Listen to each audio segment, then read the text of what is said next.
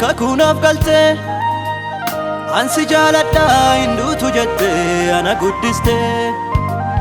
bitaa fi mirgaan namni hin jiru abdiin si qofa muddama keessatti gargaarsi keetii oliinaa dhufa kaakee ammaddee karaatti hafeen beeku gaafuu na gargaarta waan rakkatte jette gaafa rakkootii yaaduttee na gaafatta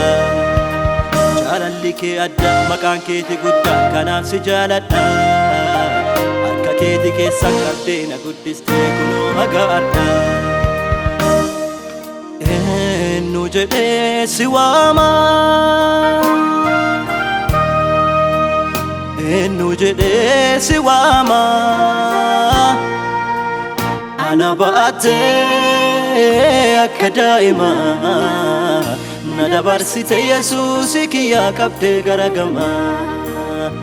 ana baattee akka daa'imaa qofinnan ganne Yesuus kiyyaa ati akka namaa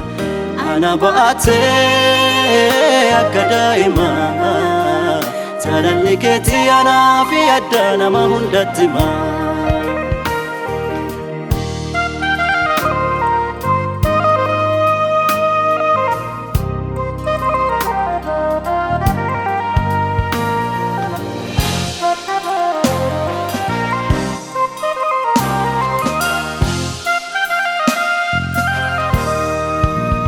jaalalli fannoo na jiraachise gatiin hangaafanne siin jiraatte belubbuun tiyyaa haga ardaan banne dhiiga keetiin gara jireenyaatti dabaree ani araarri keetii ana baay'ate na guddinnaani abbaa nageeyaa mana kiyya seente ana argite du'aanarraa fuute jiruu bara baraa sittuu naaf kennite dubbadhee ulmaan kee baay'ate fixuu dadhabee kan silaa baduu Yesuus kiyyaa siin harka dhaqqabee ana baattee akka daa'imaa na dabarsite Yesuus kiyyaa qabdee garagama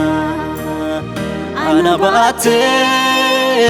akka daa'imaa qofinnan ganne Yesuus kiyyaa ati akka namaa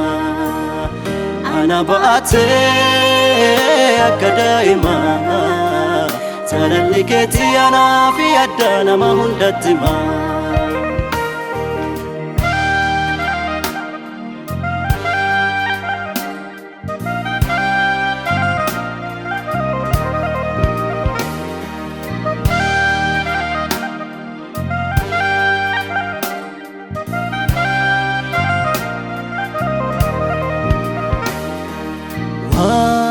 ati naaf goote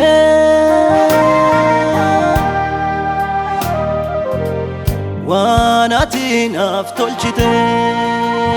ani dagadhu tokko irraanfadhu iyyeesi faarsaa waa'ee keetiin na qabadhu sitti dhiqaata yoo ilaalamu farffannaan kiyyaa gocha keetiin yoo madaalamu eenyu jedhee si waama eenyu jedhee si waama ana baattee akka daa'imaa na dabarsite Yesuusi kiyyaa qabdee gara gamaa ana baattee akka daa'imaa qofin danganne Yesuusi kiyyaa ati akka namaa ana baattee akka daa'imaa jaalalli keetii anaaf adda nama hundatti himaa. Eenyu jedhee siwaamu Eenyu jedhee siwaamu